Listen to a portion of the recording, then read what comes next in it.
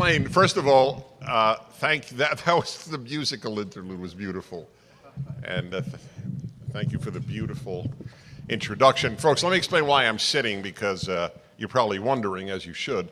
It's not the norm. I am recuperating. 5 weeks ago, yesterday, I had a 7-hour surgery on my upper back, 3 discs fused with titanium. So I am a bionic man sitting before you. And I have a great story. So I'm still recuperating, but this was one night I was not going to miss, no matter what, even if I had to do it lying down. But I have to tell you a funny story before I get into some very serious issues of what happened as I was being wheeled in for surgery. This is a story you cannot make up.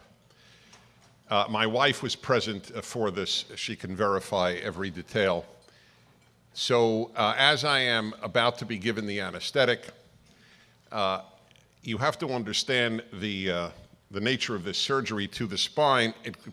Contrary to what we lay people would think, it goes through the front, through your neck, because the surgeons have a better access than through all the back muscle, even though it's in the back of your spine. So they pull, and I hope this doesn't ruin your appetites, but somebody has to put aside your esophagus, your vocal cord, and your trachea for 7 hours. So the anesthesiologist who's in charge of this looks at me, starts talking. He does not know me from Adam. This is very important. He does not know me at all. And he starts introducing himself, and I hear an accent. And whenever I hear an accent, I ask someone where they're from, because there's a good chance I've been there. And I love, and there's an outside chance I may speak a little of their language. So he says, I'm from Bulgaria. Now, I happen to have visited Bulgaria twice. I actually know a fair amount about Bulgaria, and I speak Russian, which most Bulgarians of his generation speak. So he was totally blown away. Most Americans don't know much about Bulgaria, and here I was describing Sofia, the capital, to him. So he was just enamored with me immediately. And then it turns out, we talk more, and it turns out, I don't know, he says, and I said, do you speak any other language? He said, yes, Hebrew. So I said, really? And then I start, and it turns out he's a Jewish Bulgarian who then went to Israel and then came to America and was now practicing anesthesiology at USC, the hospital where I was, the medical center. And so now we started talking first in Russian, now in Hebrew. So the guy he thought I was an Episcopalian. So the guy is totally blown away that I'm, talking to him in Lashon HaKodesh here. And then he just, we finished the banter, and this is what he says. He says, I have to pull aside your vocal cords. You don't make a living with your voice, do you?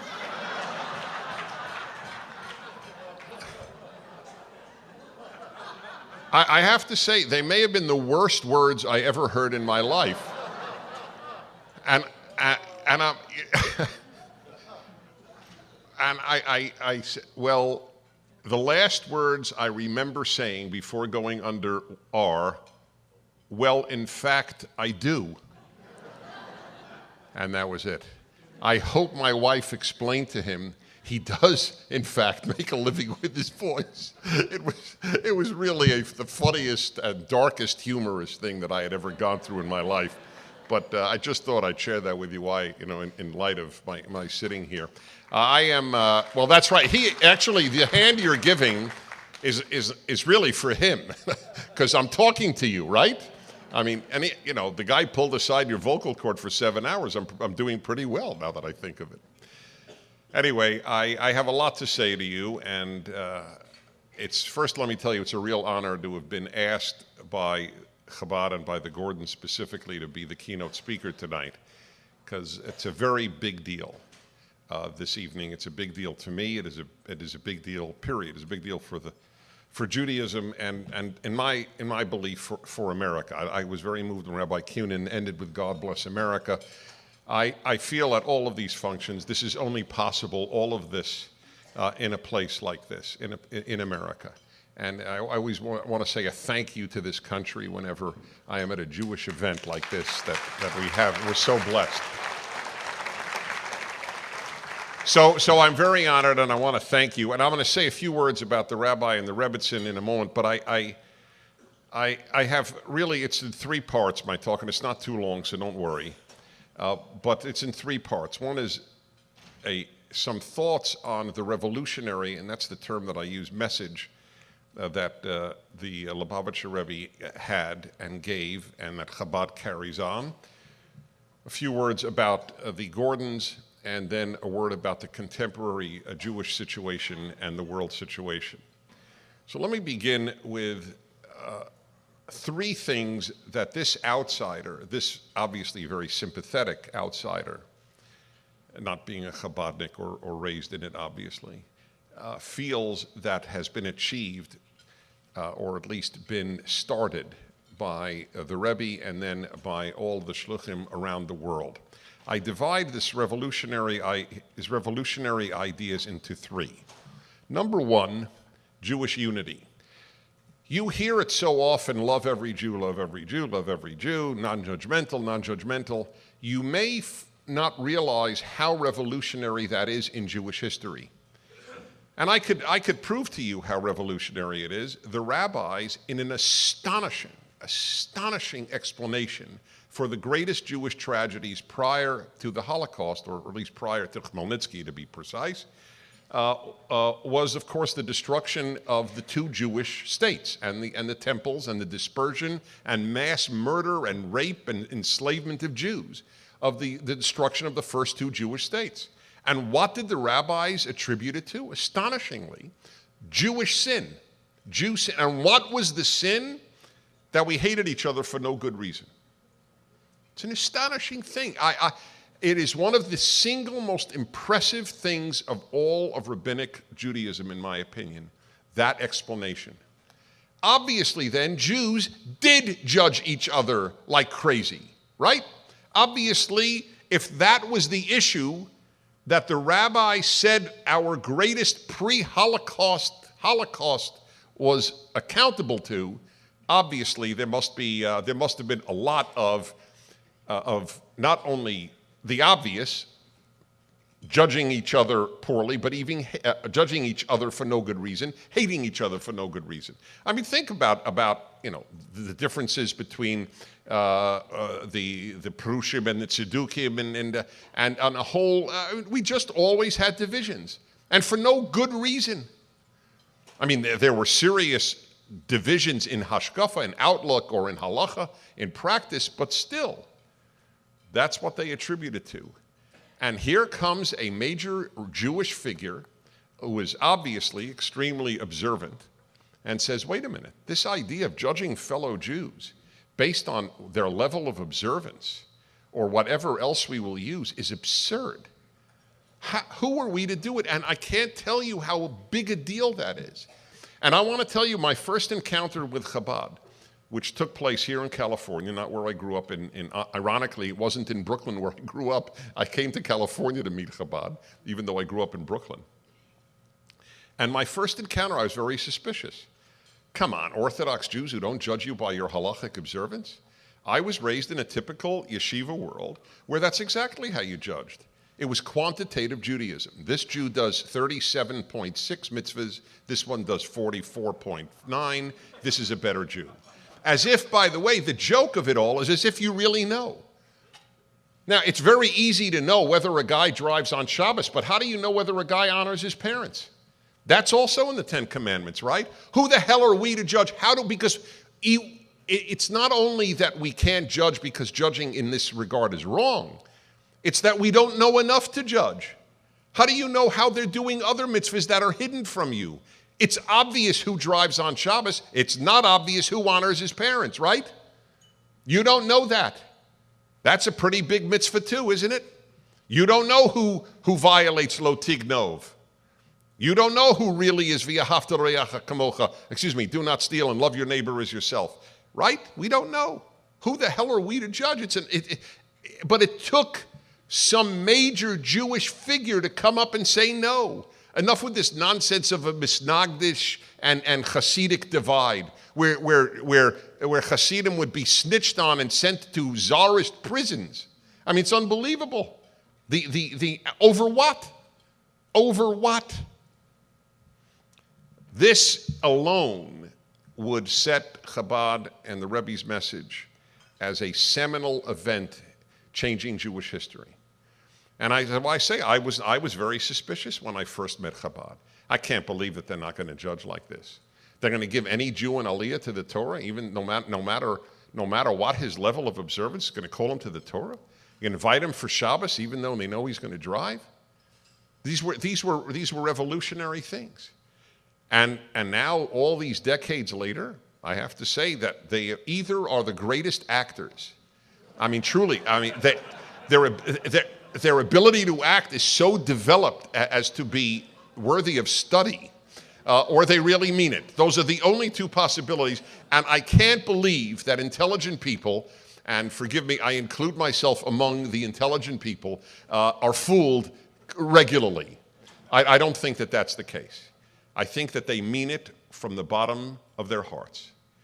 And why there are people from such diverse backgrounds here tonight, and at every Chabad function anywhere that I have been. I just was, as you saw on the tape, I was just in Chabad of Cambodia. I know many of you have been there as well, and can certainly second my experience. I mean, I had to go. I must tell you, this was a thrill of a lifetime.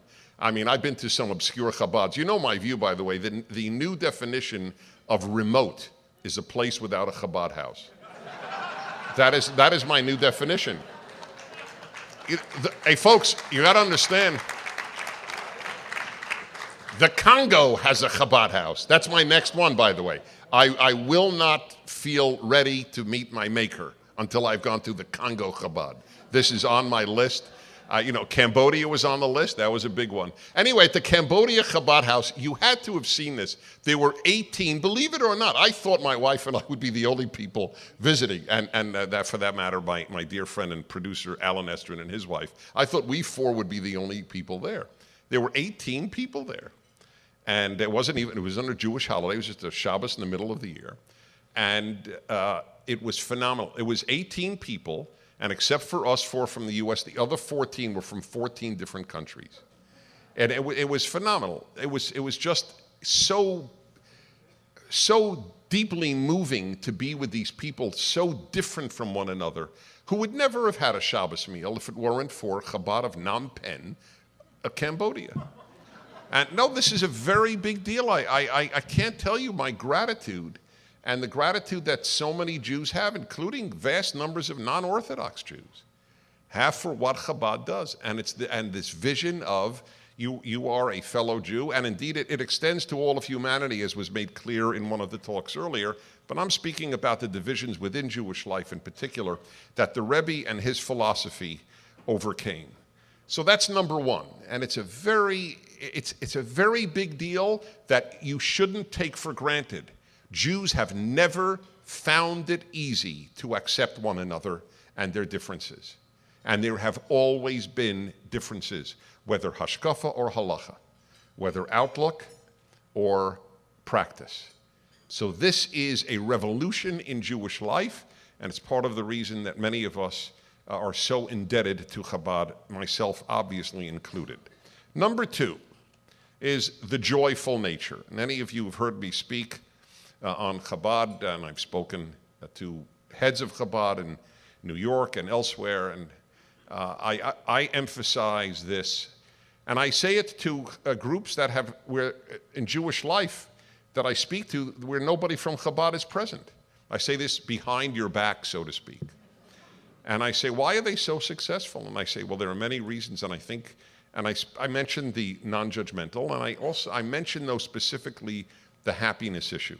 And if Rabbi Gordon doesn't represent a joyful nature, then I don't know what a joyful nature is. I consider myself to be somewhat of an expert on happiness.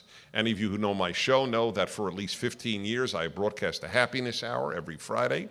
I've written a book on happiness that's been, thank God, a bestseller. It's touched a lot of people's lives. I believe deeply that happiness is a moral virtue, not only a psychological state, and in fact, not even primarily a psychological or emotional state. I believe that happiness is a mitzvah. It's a commandment. I believe we are commanded to act happy. To inflict bad moods on others is like inflicting bad breath on others. And I tell people, just as you brush your teeth, you should brush your mood. And I am very emphatic about that.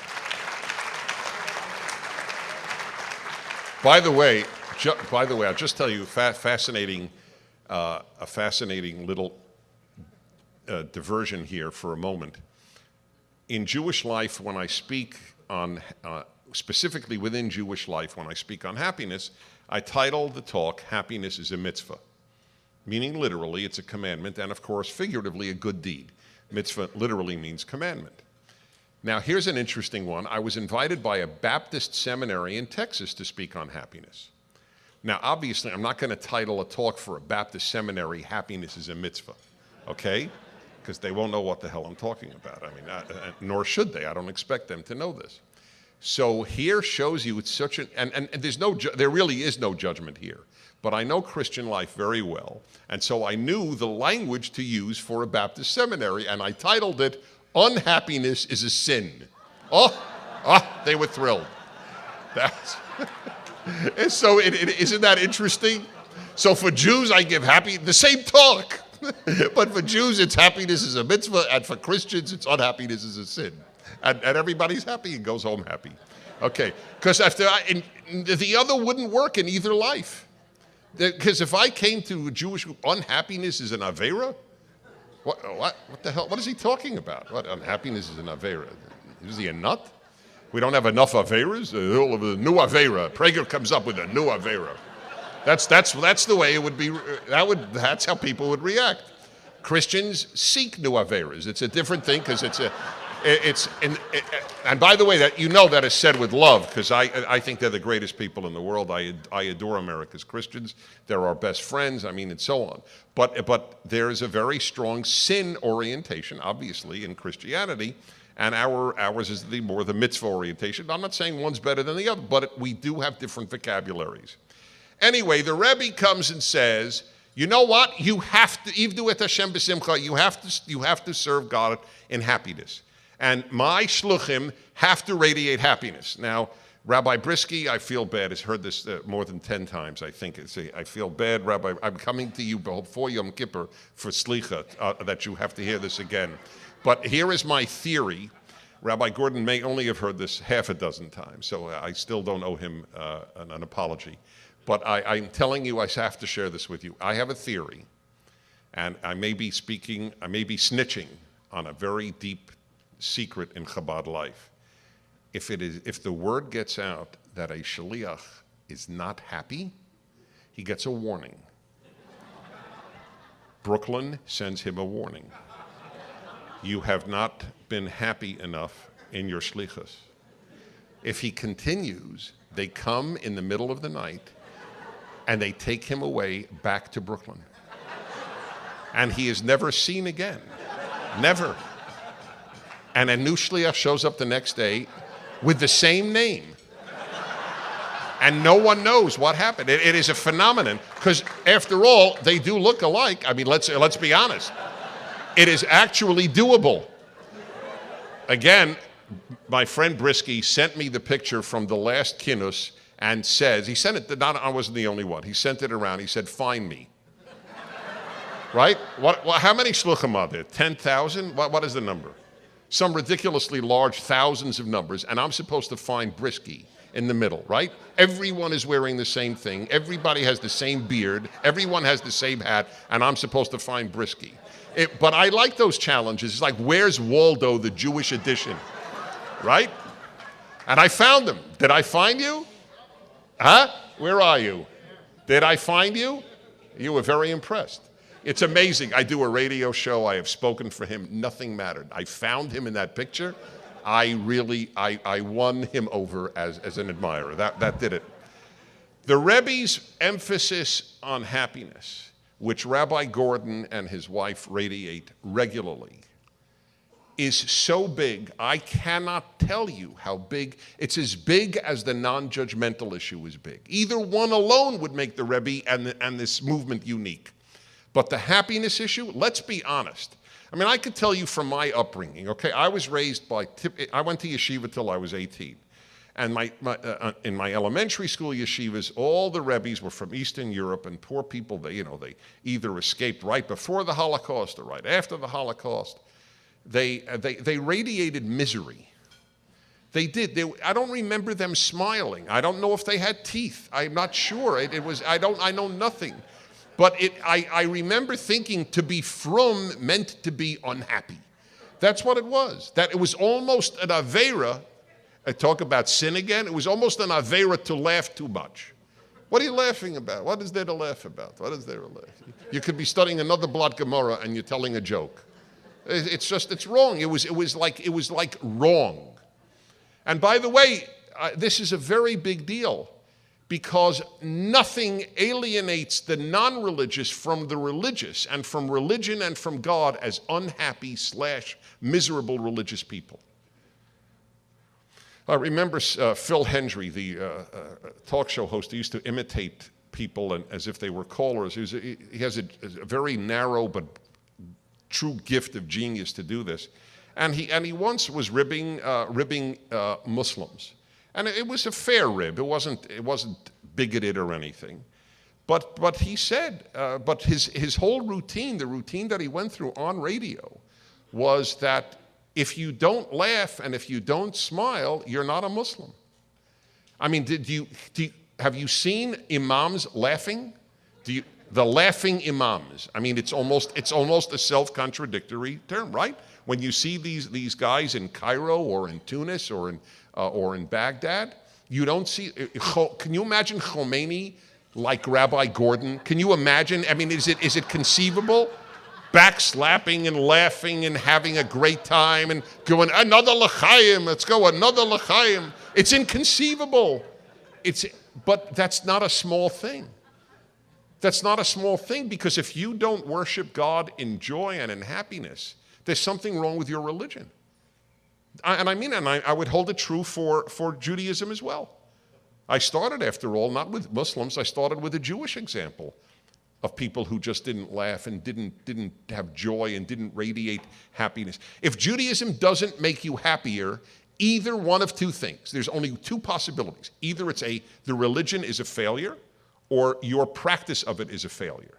Those are the only two possibilities, but there is failure involved.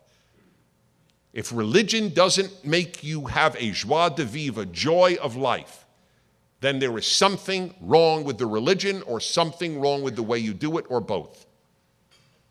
So this was another unbelievable new idea, new insight, revolutionary as I called it, of this movement, of this Chabad movement, and specifically of this Rebbe. And there was one other area of happiness that was revolutionary, that it was in contradistinction not only to unhappiness, but in contradistinction to what Judaism had most emphasized, and which I saw through my yeshiva life, certainly through my years through 8th grade. It was somewhat different in my yeshiva in high school because the teachers were Israeli and were different somewhat. But that is the overemphasis on the intellect, which, by the way, plagues all of Jewish life. It plagues secular Jewish life too. I must tell you, tell me anything you want about your child or your grandchild. Don't tell me they're brilliant. Okay? I don't want to hear about another brilliant Jewish kid. The last thing Jews need is another brilliant Jew. Okay? That's like bringing coals to Newcastle. I am unimpressed with kids' brilliance. I am impressed with goodness. I am impressed with kindness. I am impressed with kids who don't cheat on tests. I am impressed with happy kids who radiate a joy and who, when they greet you, give you a smile. I am unimpressed. It means nothing to me that your kid is brilliant. I now have a grandson, thank God. If I ever say to anyone he's brilliant, have me immediately checked for a brain tumor, because something has gone awry in my brain. It doesn't matter to me. It didn't matter to me if my children were brilliant. It doesn't matter to me if my grandchildren are brilliant. It is an overrated quality. It is. Common sense is infinitely more valuable than brilliant. Brilliance is a good tool. It's a good tool If you want to build a rocket ship, it's yes, and you need brilliance in physics. Fine, okay, but it's very limited in its significance in life. How many people at a funeral? And that's the only time people are honest about what matters is at funerals. It's interesting, right? When you get the eulogies, how many people at a eulogy will say, "And I want you to know, my father, whom we're here to bury today, got into Dartmouth."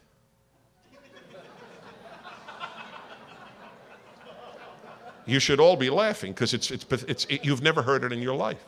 Can you imagine that? Is it ever said? Everybody tells you what college somebody got into until they die when they recite what's important. People loved him, right? Had friends, did good with his life. It was a joy to be in his company. Nobody ever tells you what college the dead person went to. Nobody gives a damn. That's why. We overvalue this in religious Jewish life. That's when I was a kid. How many Blat Gemara? The best student was the one who memorized the most Blat Gemara. The kid was an idiot, but he memorized Blat Gemara. This was unbelievable.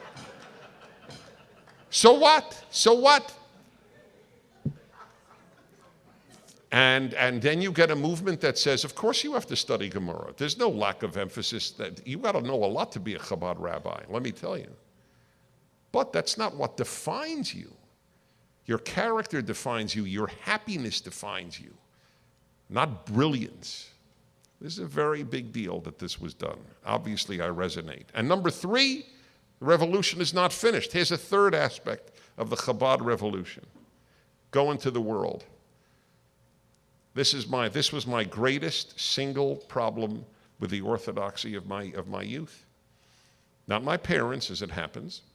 My father was a lieutenant commander in the U.S. Navy. Obviously, it didn't apply there. But it was too insular. You don't go out into the world. You don't go out. You stay in the comfort of Williamsburg.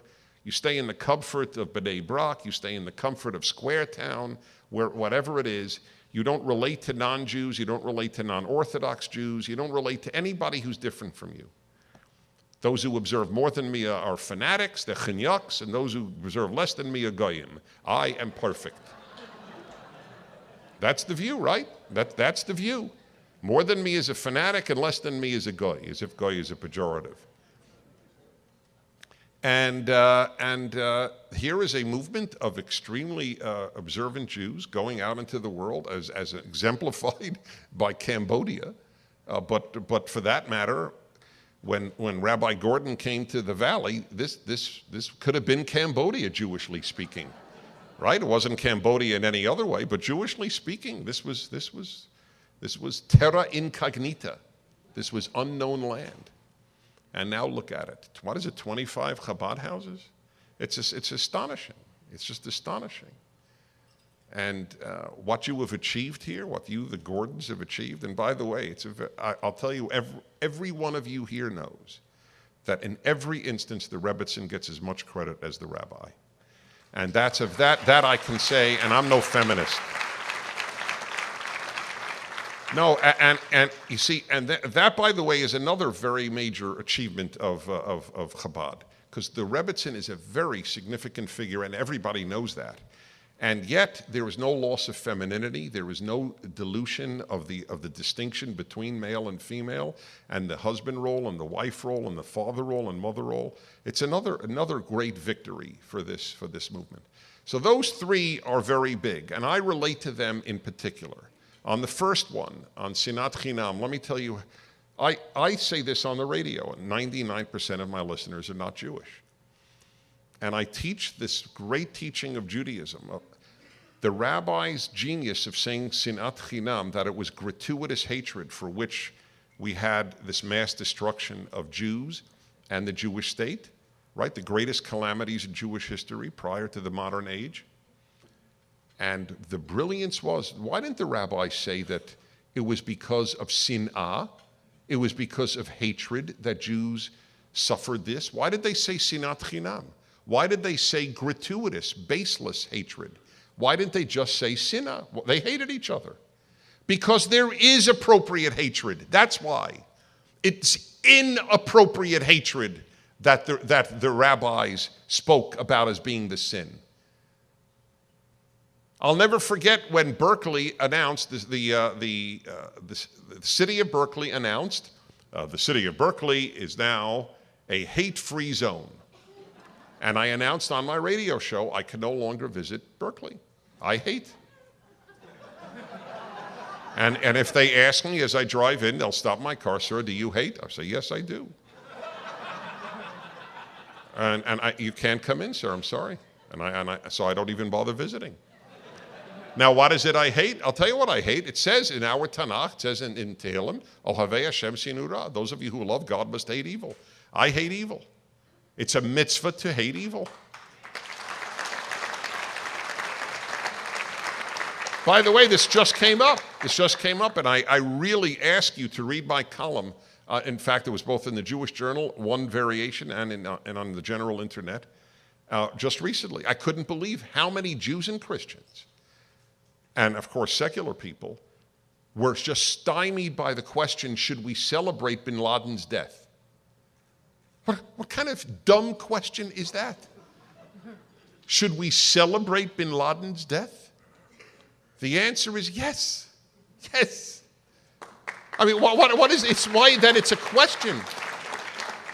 It's unbelievable. And people, I could give you a whole talk on this because, well, but Hashem said the angels shouldn't celebrate when the Egyptians got drowned in the Red Sea. Yeah, but the Jews celebrated and God had no problem with it.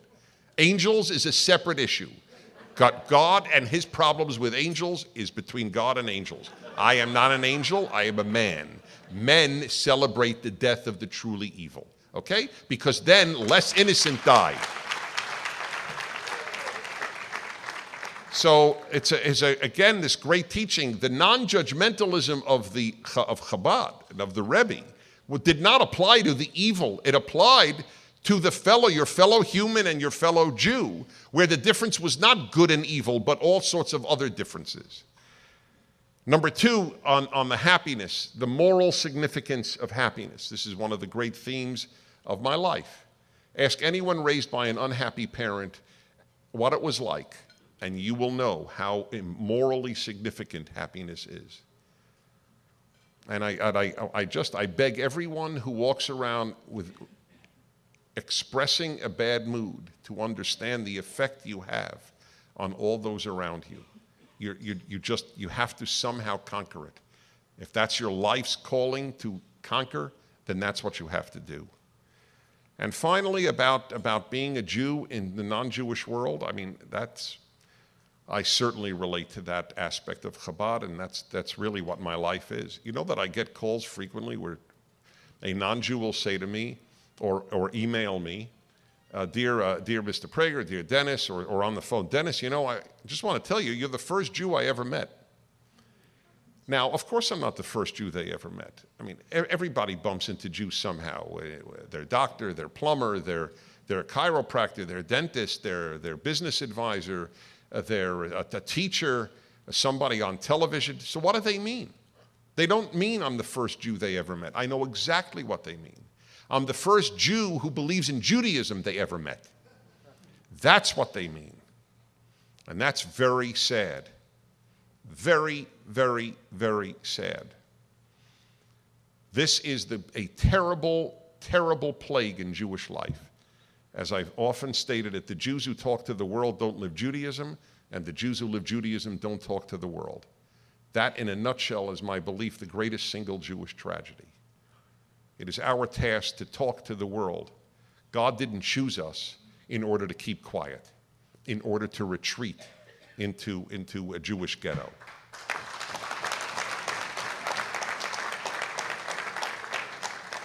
Now, I've made some reference to Rabbi Josh and Debbie Devorah Gordon. You heard my cute line. I forgot it. That is a funny line now that I think of it. He's colorblind, and she's one of the great color experts in the world. You know, it's very fitting that Devorah is an expert in such a rarefied arena, which, by the way, I find endlessly fascinating. I am transfixed by color myself, having been in photography my whole life.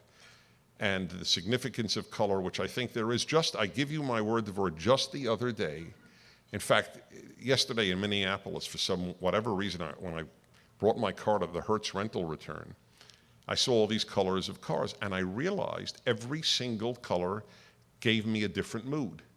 It was fascinating. And there's such depth in that arena. But where do you get this? I mean, there are other, you just can't imagine this in other ultra-frum groups in Judaism. Oh yes, my wife is an expert in color. It's so to me symbolic of you also live life. He is total symbol of that. And of another thing, because they may look the same in the picture, the Chabad rabbis, but here, any one of you who know any of them know what individuals they are. What, if I may, and I say this only lovingly, characters they are. And I love that. By the way, you want to hear a word on characters? I'll bet you never heard this one. No, this is a fascinating thing. Do you know that I have studied the rescuers of Jews more than I have studied Nazis? I think I understand evil more than I understand great goodness. So I have been absolutely avid to read every book, which unfortunately very few, studying the rescuers of Jews in the Holocaust. Do you know one book came out with a brilliant, and I believe it, thesis, that in studying rescuers of Jews in the Holocaust, obviously non-Jews who risked their lives to save total strangers of another group, a disproportionate number of them were people who had been considered eccentrics prior to the war. In other words, the person who marches to the beat of his own drummer is more likely to be a good person than the person who marches to the beat that everybody else marches to. The eccentric did not show up at Nazi rallies in Nuremberg. So that they are individual characters is terrific. And anybody who knows, Rabbi Josh knows that this is an individual, a character, an ebullient individual dynamic personality. And that's a very big deal to me and to every one of you, which is why you're here.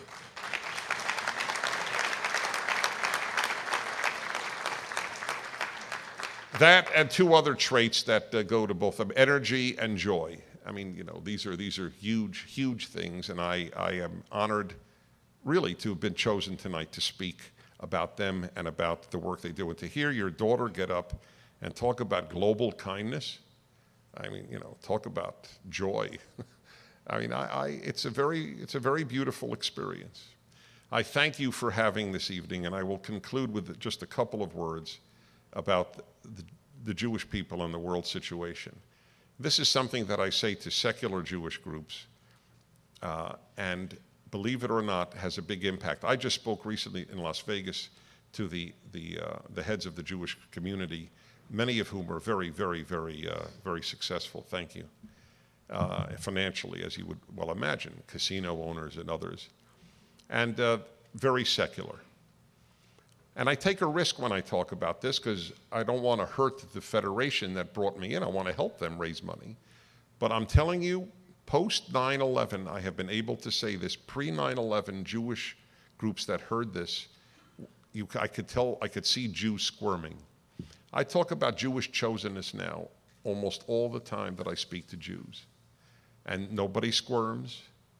I mean, they're a little, I know that it's not full comfort, but I look at them and I ask one question. Give me a secular explanation for the centrality of Israel and the Jewish people in the world. And I have offered this challenge, and I have never received a response. There is no secular, rational explanation for the preoccupation with Jews and Israel in the world. None. There is no secular, rational explanation for Hitler's preoccupation with the Jews. You know that for Hitler, killing Jews was more important than winning World War II. The historians of World War II are not united on almost anything. On this, there is total unity. It was more important for him to kill Jews. How do you explain that? How does one explain this preoccupation? I've often spoken of an extraterrestrial coming to Earth and giving a report back on whatever planet he or she or it came from, and then going to the United Nations. Where would you go to understand Earth? You go to the UN, right? Makes sense. They talk about Israel more than they talk about any other single issue since 1948. So then they come back to whatever planet they came from, said the big issue on Earth is this Jewish state called Israel. Really? How many Jews are there? Well, let's see. They look up some earthbound almanac and find that there are 7 billion people on Earth. There were 13 million Jews in the world, and there are about 5 million in Israel. And Israel is the size of El Salvador, size of New Jersey. Does it make well, let us say the world was preoccupied with El Salvador as much as it is with Israel. Wouldn't you think there was something about El Salvador you really wanted to look into? I mean, think about it, right? Gee, what is it? Why are they so preoccupied with El Salvador? There is only one coherent explanation, for me at any rate, and that is, yes, this belief that Jews have had for 3,600 years, that it's a chosen people, which, by the way, Christians all assent to, and which Jew haters hate. Maybe that is the reason. Maybe there is a divine element to Jewish history that is the only possible explanation for what gives with Jewish centrality and the centrality of the Jewish state in the world's attention span. I believe that that is true. It's up to us to live as the chosen people, but that's a separate issue. But if you ever wondered about why this exists, and I'll end with something that has always struck me. When I was a child at the Passover Seder, as many of you know from the Hebrew, in the Haggadah it says, Shebechol dor vadorim dim aleinu lechalotenu. In every generation, somebody gets up to annihilate us. When I was a child, I remember thinking the rabbis were wrong. Maybe it happened then. Maybe it happened with Hitler. But after the Holocaust, that's over. And so I really thought I caught the rabbis. They predicted something that's not going to happen. And now we have Ahmadinejad, who proudly announces he wishes to annihilate the Jewish state. It's astonishing, isn't it? And I tell non-Jews who are utterly receptive to this, Jews find it harder sometimes. Evil concentrates on Jews. Never only Jews, but always Jews first. Ahmadinejad would not stop with the Jews of Israel. Ask the Christians of Egypt, the Christians of Syria, the Christians of Lebanon, the Christians of Iraq, and you'll understand what I mean. But they begin with Jews. Hitler began with Jews, but 55 million people died in World War II. If the non-Jewish world understood Jew hatred as the hatred of the evil, concentrating on the non-evil, then there would not have been a Holocaust and there would not have been 55 million non-Jews dead. By dismissing Jew hatred as the Jews' problem, by dismissing Iran as Israel's problem, by dismissing Hamas as Israel's problem, by dismissing Hezbollah as Israel's problem, non-Jews are preparing their own graves. That's the irony of modern history. And by the way, I tell this as I tell you, I never say things differently to Jews and non-Jews, never. I may emphasize different points or so use Hebrew more in a Jewish audience, but that's it. It's either true or not true. There can't be a truth for Jews and a truth for non-Jews. It's either true or it isn't true. So what you're doing here tonight in helping this organization promote Judaism and knowledge of it throughout the world, to promote happiness and goodness, you kept hearing it, kind acts, kind acts, kind acts, kind acts. I believe you are engaged in making the world better in as meaningful a way as you can. God bless the Gordons and God bless Chabad, and thank you for having me.